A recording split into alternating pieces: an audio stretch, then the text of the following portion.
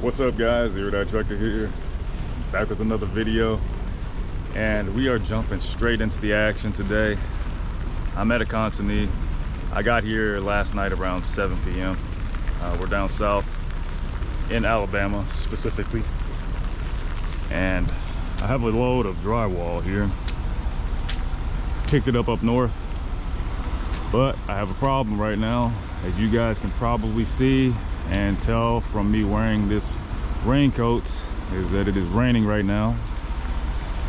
So I'm not able to get unloaded yet. It's raining pretty well, and if you know anything about drywall, you understand that it cannot get wet. It can be ruined very easily if that happens. So this consignee that I'm at, they started I believe at 7 a.m. but this is one of those consignees that they have to start their day with loading up their own trucks first. You can see some of their guys over there, and let me wipe off this lens because there we go. This rain is messing me up a little bit, but this is the reality, what you have to deal with as a flatbedder. And the rain is actually coming down harder now. It's coming down pretty good, but they load their own guys first, so I had to wait for that. And it was not raining so much when they were loading their own trucks up. Now when it's getting close to my turn, it's really coming down, so I'm not sure how long I'm gonna have to wait. They said they'll come out and get me when they're ready, so I don't know if they're gonna still unload me or wait till this rain stops, because I've had this stuff get unloaded in the rain before. Maybe not as hard as this, but what they had me do was they had me unload just part of the tarp, or take one tarp off at a time, and then they speed run and unload the section that is untarped and leave the other part covered until they take all that down. Then they'll get the last bit, but I'm not sure today. I'm not sure. It's about 8:30 right now. When I checked in, they told me to just take my straps off, and that's done. I've got enough bungees on here to hold the tarp down in case the wind starts blowing, and when I have to drive up into their lot so they can unload it. But man, it is really coming down right now. Take a look at my face. Wipe the lens for you guys. But yeah, this is just the reality of being a flatbedder. You have to deal with the elements. Look at that, it's coming down out here. Let me hop back in the truck, man. Forget this.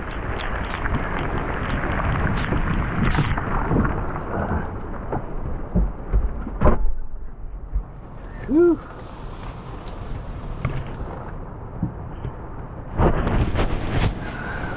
There we go. Cleared the lens off again, guys, because it is coming down out there now. It just really ramped up. But it's pretty lame, because I woke up at 6:30 so that I could be ready at 7. But this is one of the reasons why when you are at a consignee, you never want to untarp early. You never want to untarp early unless you've had verification from whoever is receiving your load that it's okay for you to untarp. Because if I had taken it upon myself to just go ahead and untarp to try to get ahead of the schedule, you know, and just try to run up in there and get unloaded, I would have been messed up right now. I would have had a load claim. They would have like sent this load back, I'm sure of it, and I would have had to trek like 6.5 hours back to where I got this from, or whatever the company does when they get refused loads. I've never had a refused load. I've never had well, actually, I take that back. I had a refused load, but it's not because I messed up. I had a refused load because the shipper that I picked up from one time gave me the wrong size. It was lumber that I picked up. They gave me the wrong size, so it wasn't on me, and they didn't mark the lumber, so I couldn't tell what it was anyway. But yeah, the consignee sent that back. Didn't go against my record or anything. They sent it back, and I got paid to take it back, and I got paid again to bring back the correct size, so that worked out for me. But yeah, I've never had a load claim because I was negligent doing what I'm supposed to do out here. And you want to make sure that doesn't happen to you either, guys. I know some guys want to take their tarps off early, sometimes not even tarp at all, and just chance it. I've seen guys from various companies, you know, up underneath a highway overpass, tarping their load, trying to tarp it real quick when it's starting to rain on them. Like, don't put yourself in that position, guys, where that ends up being you. It's not worth it. But yeah, man, in situations like this when you just gotta wait, like what I do when I'm in a position where I'm just stuck. I try to find something else productive to do. A lot of times I would like exercise, but I'm not going outside to get soaked and get a workout.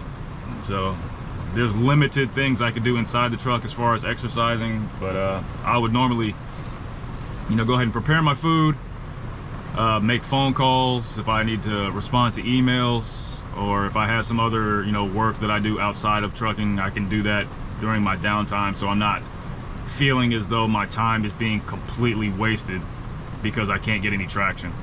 You know, I would have loved to have already been dispatched and heading towards my next pickup, which is the whole point of parking up the night before, you know, which I was hoping was going to happen, but sometimes it just doesn't shake out that way, guys. And let me do my Hulk Hogan and rip out of this raincoat here. But yeah, I'm gonna be sitting here for a minute, guys. I'll check in with you in a little bit. I don't know how long it's gonna be raining. Like I said, I've been delayed the entire morning so far. It's probably gonna end up being around 9 o'clock before this rain stops. I'm gonna look at my forecast and see what the percentage chance is for rain in this area today and how long it's supposed to go. But I'll touch base with you guys in a bit. All right, getting unloaded right now.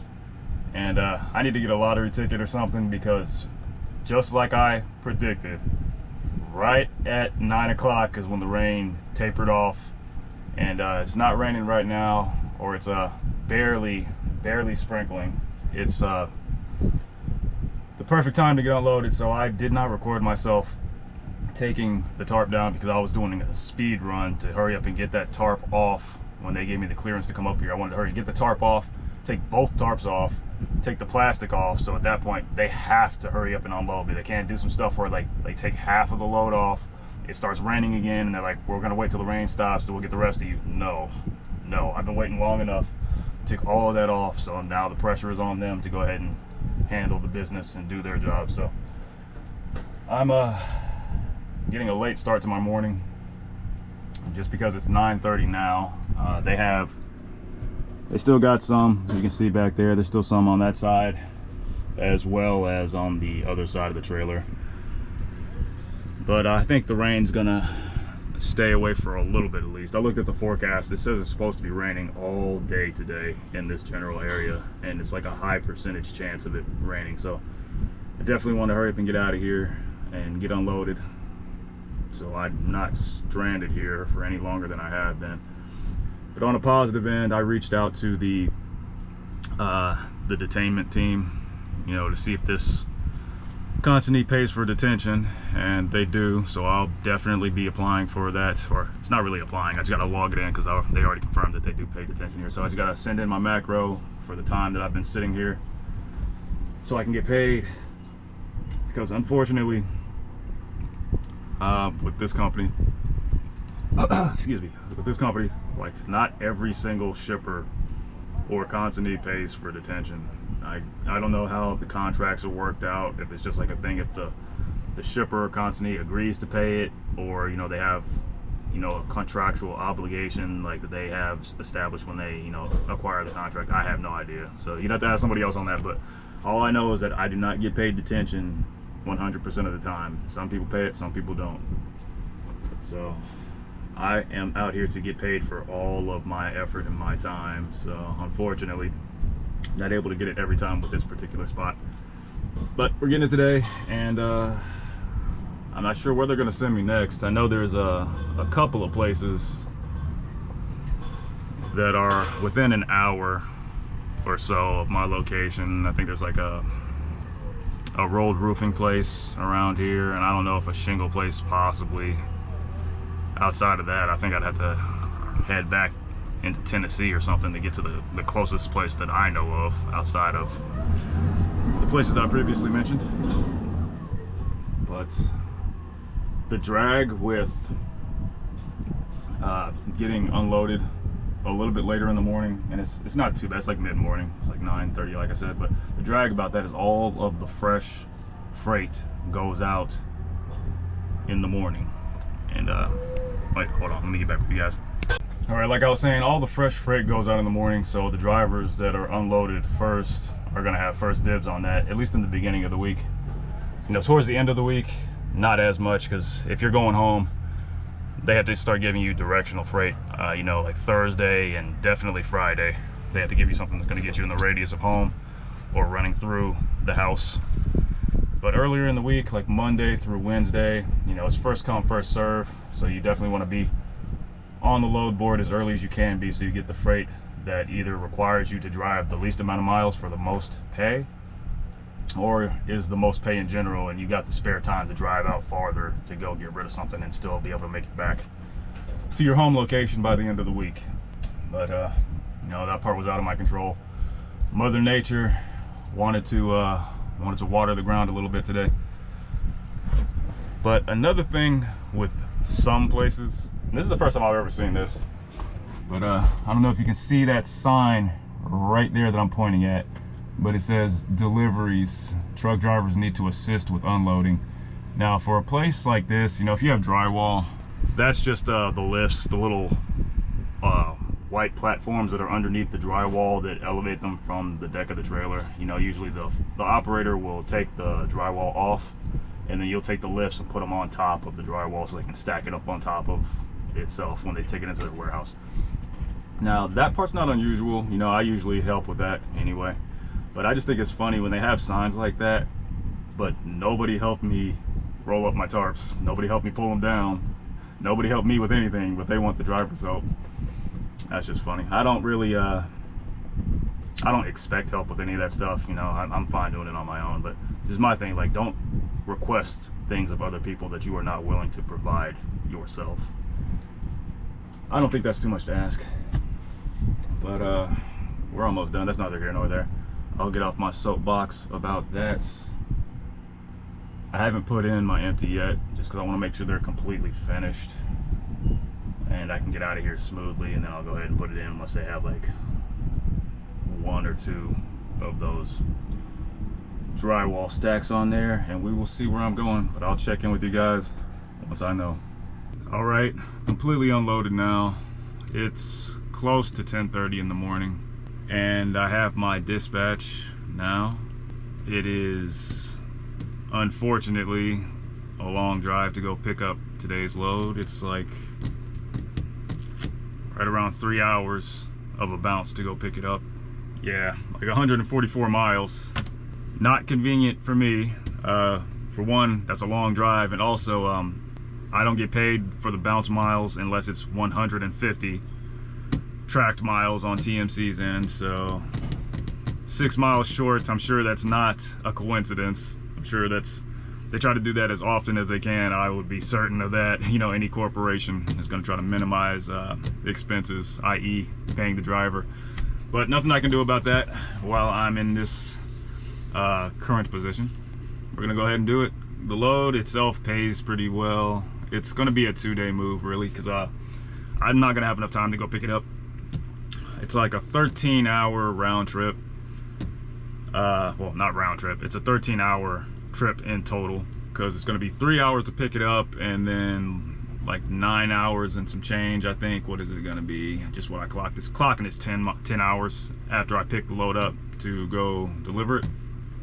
But it's delivering in North Carolina, so it's going to have me close-ish to home. But even with that, I'll still have like a day or two before I'm actually going home anyway, roughly.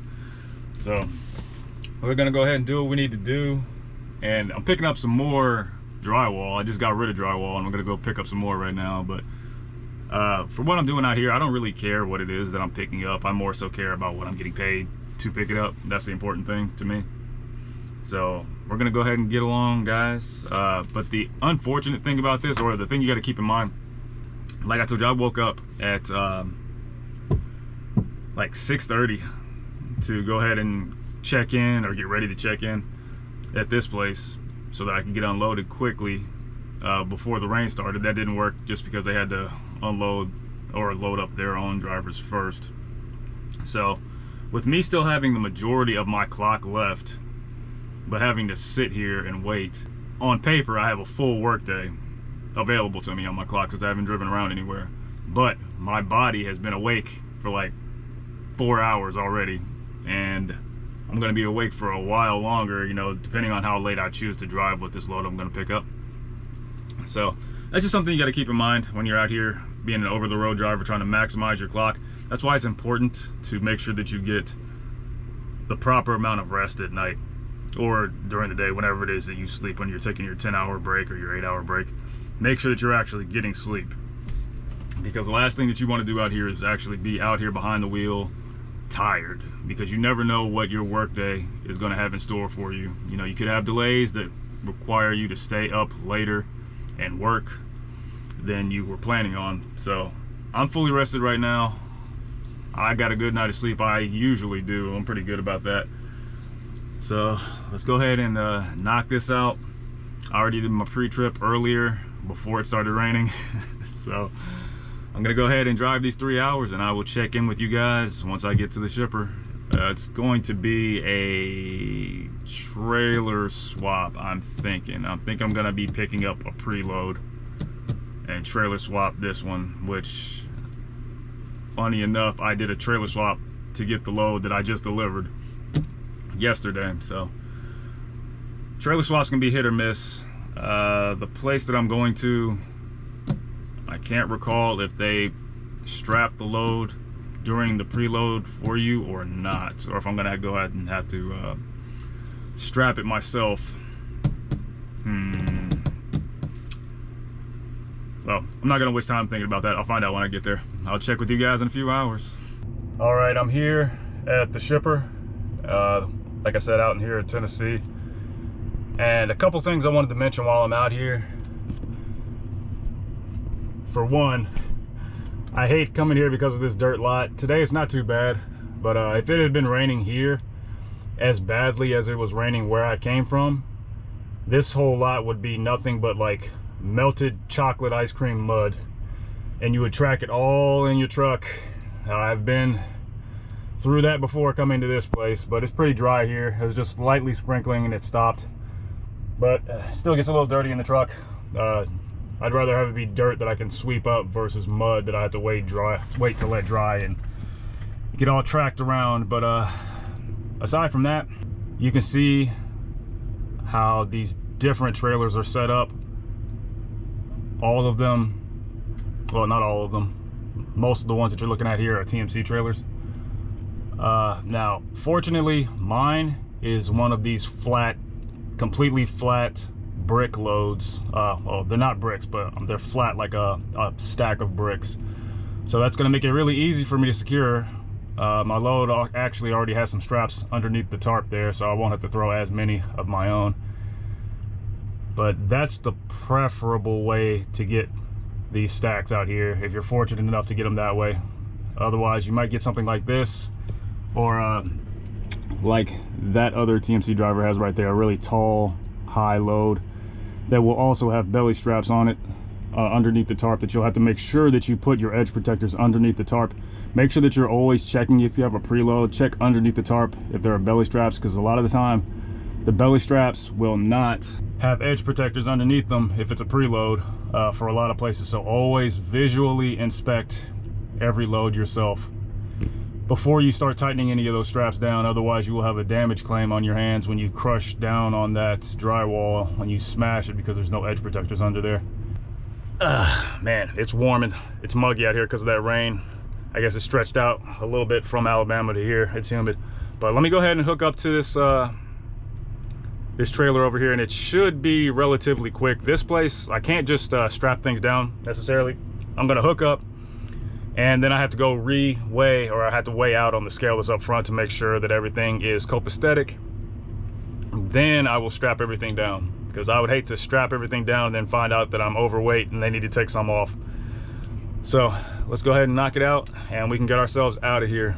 Guys, this is exactly what I'm talking about. That situation with the fifth wheel.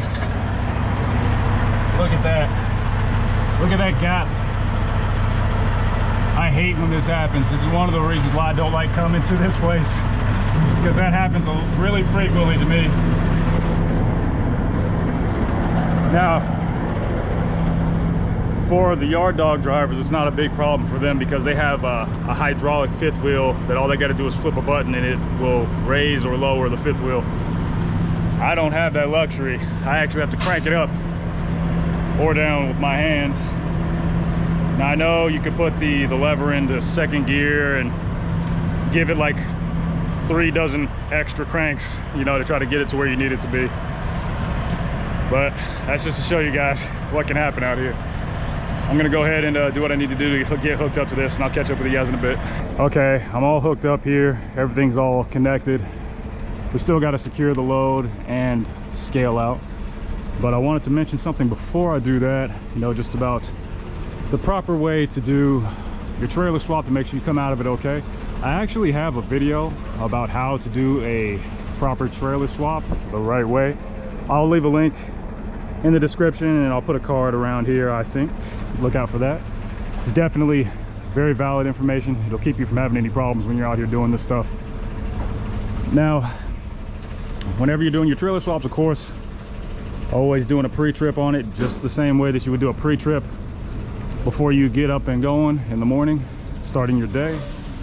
The most important thing I always say is making sure that you check that fifth wheel connection, doing your tug test on this. Do not take the tug test for granted. The last thing anybody wants is for your tractor to start going and for your trailer to stay still and suddenly abruptly come crashing down to the ground. That is a very expensive problem to deal with. You'd have to have a huge lift come out here and pick that thing back up or something like that you do not want to waste your time on, nor your money. Even if you don't have to pay for it, the company might make you pay for it on the back end or a portion of it, or they may terminate your employment depending on how that situation goes. Either way, like I said, you don't want to deal with that. So always get out and visually inspect, make sure that connection is secure. Get your flashlight out, always check underneath there. I do it 100% of the time without fail, every day when I'm doing my pre-trip before I leave in the morning, and every single time when I do a trailer swap. Without fail, guys, without fail. So of course I just checked around here like I always do. You always check all the lights. You know, when you do things habitually, you know, it'll keep you out of trouble as far as making sure you don't have any problems. You know, you're doing your due diligence, making sure all these lights work, because you don't want the DOT officer to pull you around the scales and tell you that you've got something wrong on your trailer that you could have found out about yourself and not had to pay for it to get fixed, and not had to have incurred a violation on your MVR. Because we're out here trying to protect ourselves and our CDLs that we successfully acquired, so we can get out here and make money to put in our pockets, not in the state's coffers charging us fees. And I think every driver is in agreement with that. But another thing, actually, while it is on my mind, I had mentioned in a previous video, actually my how to efficiently set up your headache rack video. I'll put another link and another card right around here for that video, how to sort your headache rack out the right excuse me, how to sort your headache rack out the correct way and make sure all of your securement equipment can properly fit in there. I was mentioning in that video, and I gotta mention it while it's on my mind, guys, how I have these J hooks here that shorten the amount of chain that's just hanging out in my headache rack right there. Now, in that video, I said I find those J hooks just lying around on the ground. And here is a perfect example right here. This is how I found all of the J hooks that I have. I have a whole sandwich bag full of these things, just finding them on the ground, just like this, at shippers and consignees. So definitely keep your eye out for them if you're looking to shorten the length of that chain that you got hanging out in your headache rack, guys. But back to the regularly scheduled video where we were originally. Let me go ahead and scale out on this so I can secure this stuff and get out of here. Okay, we're all finished with that. Everything is secure. We're ready to hit the road. Now, something that I got to keep in mind, I am in the central time zone right now where I am here, and I'm delivering in the eastern time zone, so I'm going to lose an hour as I travel east. This load that I have has a deadline delivery time of 3 p.m. tomorrow, and I'm currently 10 hours away. So I'm thinking that I'm going to aim to drive until 11 p.m. tonight and see how much time I have after an 8-hour break. Now, if I drive till 11 o'clock today, then I should have about 4 hours. Oh, no, if I should have about 4.5 hours, I think. Yeah, about 4.5 hours to go tomorrow if I drive that much. So if I leave right now, or pretty close to right now, that will get me there around 2-ish, I think. So if I stop at 11 p.m., my 10-hour break will be over at 9 a.m.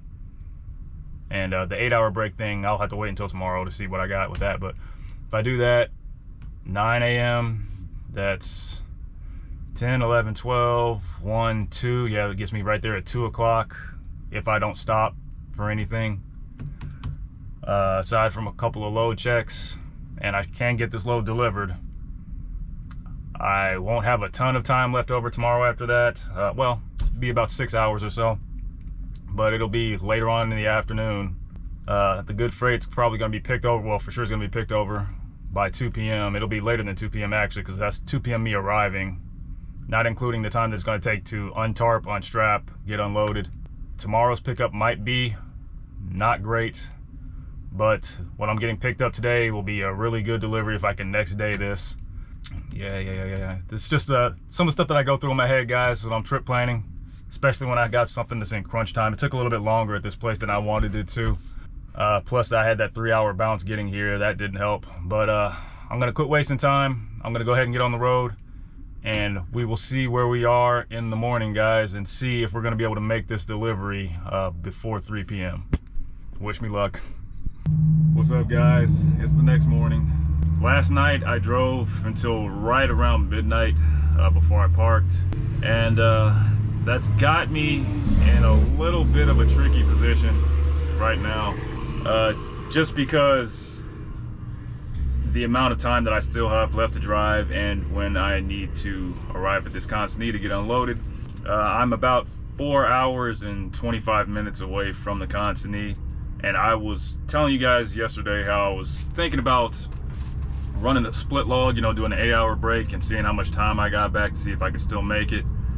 And I only got 4 hours and 15 minutes left, so I'm 10 minutes short of being able to arrive at the consignee with an 8-hour break. But even if I had had enough time, slightly enough time to do that, that could have also presented me with an issue, because say I had 5 hours, right on 5 hours, that would have given me 30 minutes. But 30 minutes is not going to be enough time to go to the next shipper, most likely, unless there's a place like literally next door. Because to get the remainder of my time back, if you do an 8-hour break versus a 10, I would have to sit and do another split. I'd have to sit for 2 hours to get the remainder of the time from my 14-hour clock. And I know that might sound confusing if you're not familiar with how hours of service works. You know, that is a whole video in and of itself, so I won't go through trying to explain the exact details of how split logs work and how time falls off of your clock from the 7th day and you get, you know, that time back. It would be very, very confusing without me going into very fine detail to explain it. That's the long and the short of it right now. My clock is going to refresh at, I believe, 10:15. I'm gonna try to make it. I already let my fleet manager know ahead of time. I told him that it was gonna be really close. That way he could reach out to the consignee and see if they will unload me past that 3 p.m. time that they have set in the load notes. He said that they told him to reach back out to them with an ETA once I'm a bit closer, because like I said, I'm 4.5 hours away. So I was gonna try to give him an update on that when I'm 1 or 2 hours away, more like 1, because you know, a lot of stuff can happen in 2 hours, especially if you're on the highway. You can get slowed down by a lot.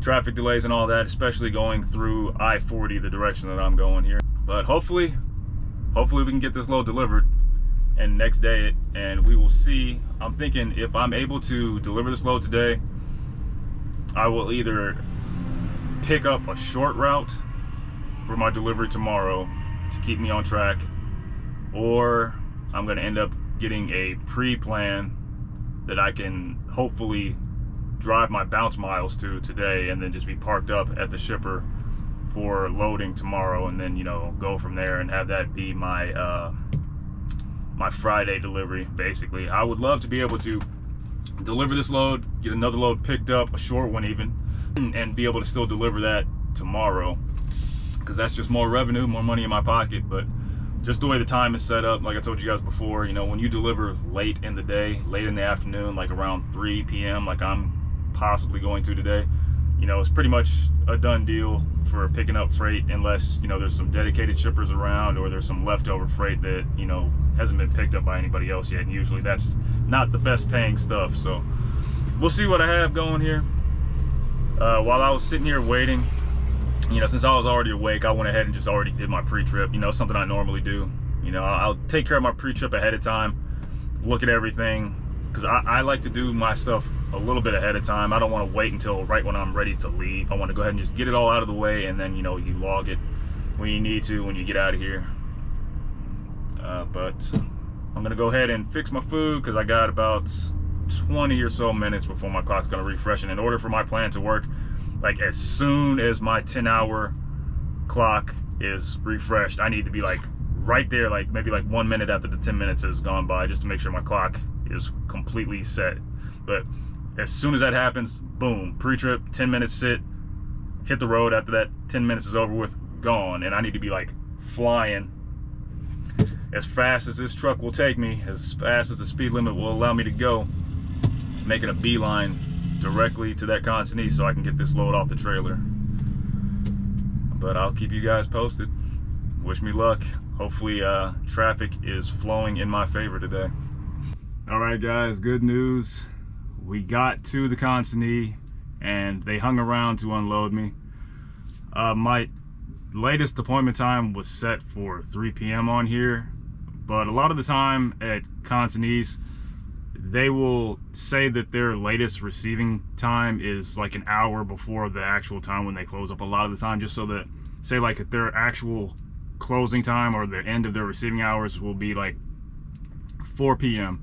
they'll say 3 p.m. just so that they don't have a whole bunch of guys showing up at 3:50 when they're ready to go, kind of thing.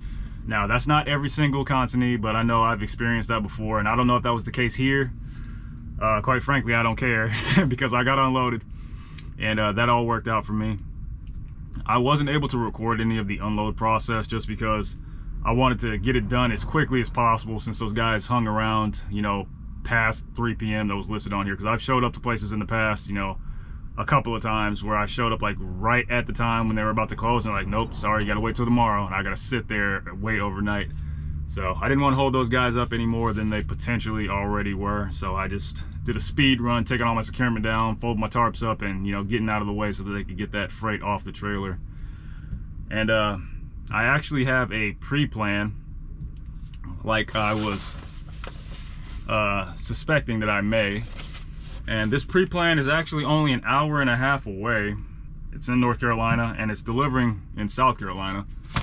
It's gonna be roughly a 7-hour total trip, and I currently have 6 hours and 16 minutes of drive time on my clock, and 7 hours and 49 minutes of duty time. So I'm gonna go there because the load notes say that there's parking at this shipper, and I looked it up on Google Maps. It looks like there's a spot where I can hang out, but it's saying that my load is supposed to pick up tomorrow by 2100, and if I'm not mistaken, that is what, 9 p.m. and I'll definitely get there before then this evening. I'll probably get there around 6 o'clock. So I'm gonna chance it. I'm gonna see if I can show up and get loaded today.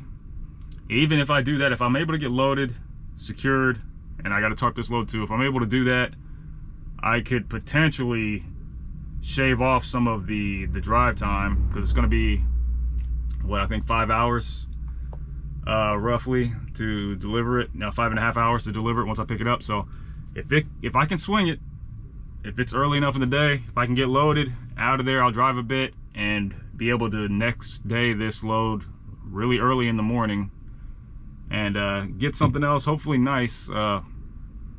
it may be kind of limited because it's getting towards the end of the week, so I'm gonna be getting some directional freight because I'm going home this weekend. So I may not get something that's gonna be paying super high just because of that limiting factor, but at least I'll put myself in the most advantageous position to get something that may pay what I'm looking for.